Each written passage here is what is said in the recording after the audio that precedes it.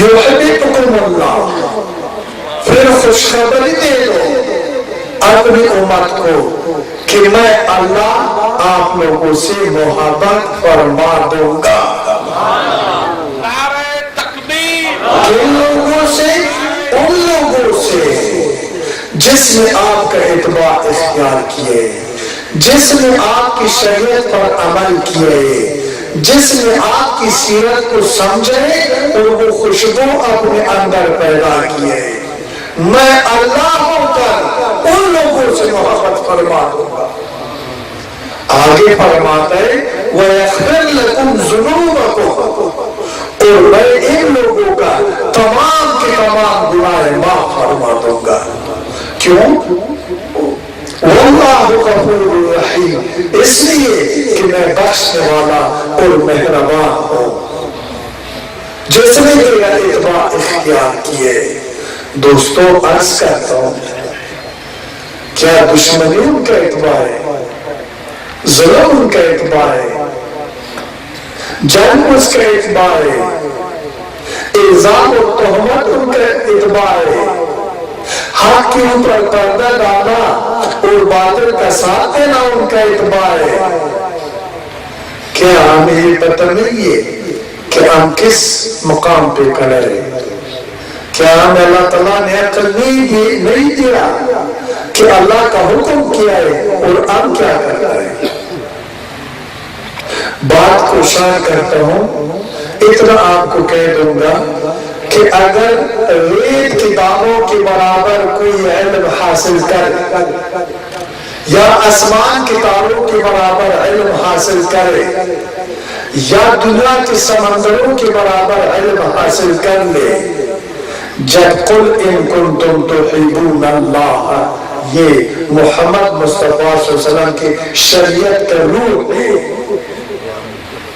अपने आका का पैरवी छोड़ दे, हाँ, तो वो ना आलिम है, वो ना आदिल है, न वो इबादत खुदा की बारगाह में कबूल है।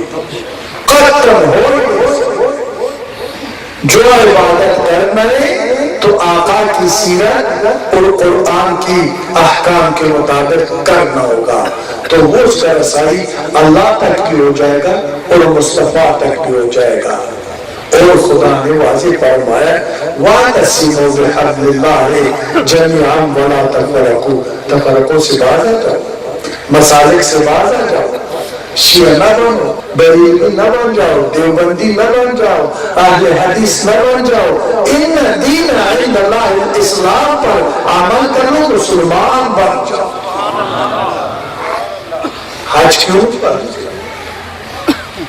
अल्लाह ताला को कोई फायदा है? इधर पाकिस्तान से जाकर किसी और मुल्क से उधर वो खाने वो मकान है इब्राहिम खलीलुल्लाह ने बनाया, एक यादगार है। खुदा पाक कल्बों के अंदर रहते हैं। खुदा का जगह, खुदा का क़ियामगाह पाक कुलूब है। लेकिन उधर हज क्यों अल्लाह ने फर्ज किया है कि दुनिया का मुसलमान आ जाए और मुंतशिर मुसलमान मुत्तहिद हो जाए। जमात की नमाज का सवाब क्यों ज्यादा है? ताकि हम एक दूसरा शाम या असर या मगरिब जब हम जमात जाते हैं, एक दूसरा नमाज के साथ एक दूसरा का अहवाल पुरसी भी कर ले, पता चल जाए कौन भूखा है, पता चल जाए कौन बीमार है, पता चल जाए किस पर जुल्म हो रहा है। हम मिलकर मजलूम को जालिम से निजात दे दे, बीमार का बीमार पुरसी कर ले, भूखा को अपने खाने से खाना दे दे, प्यासा को पानी दे दे, जिसके कपड़े जूते ना हो उसको जूते दे दे।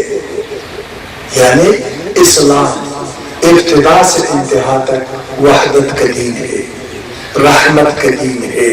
और ये दीन इन्न दीना इंदल्लाह इस्लाम, ऐ महबूब जो दीन मैंने आपको अता किया है ये मेरा फितरत है, ये दीन मेरा ही फितरत है। अल्लाह फरमाता है और अल्लाह के हाथ दीन सिर्फ इस्लाम, न जाफर दीन है, न बरेलवियत दीन है, न कादियानत दीन है, न कोई देवबंदियत दीन है। दीन तो इस्लाम है। और वो इस्लाम क्या है? वो ये कि जो मेरे आका ने جو راستہ اختیار کیا ہے وہ صراط المستقیم. اس سے علاوہ آپ نہ کسی کا مرید ہے، نہ کسی کا نقل کرتا ہے، نہ کوئی اور ہمارا نبی ہے، نہ کوئی اور ہمارا پیشوا ہے. ہمارا پیشوا محمد رسول اللہ صلی اللہ علیہ وسلم ہے. افسوس بات ہے کہ ہم اسی پیشوا کی تعلیمات کو چھوڑ کر کسی پیر صاحب کی تعلیمات کو اپناتے ہیں، کسی ملا صاحب کی تعلیمات کو اپناتے ہیں، کسی سیاسی کی تعلیمات کو اپناتے ہیں، پیٹ کے لالچ پورا کرنے کے لیے کسی کا چاپلوسی کرتے ہیں. یہ منافقت ہے. اور منافقت بھی پر منافق پر اللہ تعالیٰ کی رحمت کا خوشبو بھی حرام ہے. منافق جہنمی ہے. آ جائے بارو کہ آج ہم صادق بن جائے، آج ہم مخلص بن جائے، ہم اپنا رخ اللہ کی طرف کر لے. اور اگر ہم نے کتنے بھی گناہ کیے، کتنے بھی خطا کار کیوں نہیں ہے، تو حافظ شیرازی کہتے من بندر پر گناہ ہم تو دریائے رحمتی جائے کہ فضل و رحمت باشد چی باشد گناہ من. اور اس بات کی آئین اسی طرح بات جو ہے نا اللہ تعالیٰ نے قرآن میں فرمایا ہے کہ قل یا عبادی الذین اسرفوا علی انفسہم لا تقنطوا من رحمت اللہ. اللہ تعالیٰ فرماتا ہے کہ اے اللہ کی بندو، اگر آپ کتنے بھی خطا کار مجرم کیوں نہ ہو، لیکن اس کے باوجود بھی اللہ کی رحمت سے نا امید نہ ہو جانا. اللہ کی رحمت آپ کی گناہوں پر غالب ہے، لیکن کیسے غالب ہے؟